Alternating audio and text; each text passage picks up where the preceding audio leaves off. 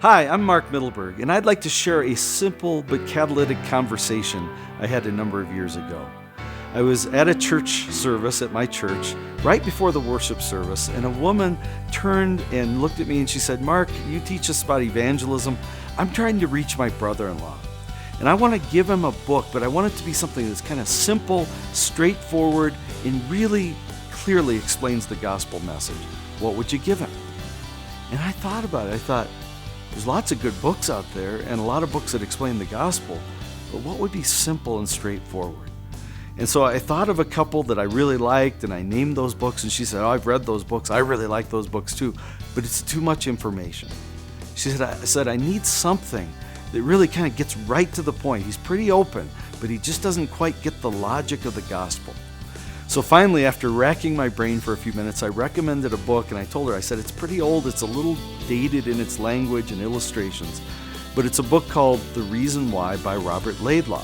And I recommended that she get it, and I trust she did, and I trust it served well. But that's a book I had used. I'd given away hundreds of copies of it through my own outreach and through my church. But it was one that I was increasingly aware needed a reworking. It needed to be recreated for a new generation. And that night, after that catalytic conversation, I decided this is something I've got to do someday. Well, someday came, and with God's help, I have sought to recreate that book, The Reason Why. And it just came out. It's called, again, The Reason Why, with a subtitle, Faith Makes Sense. The Reason Why Faith Makes Sense.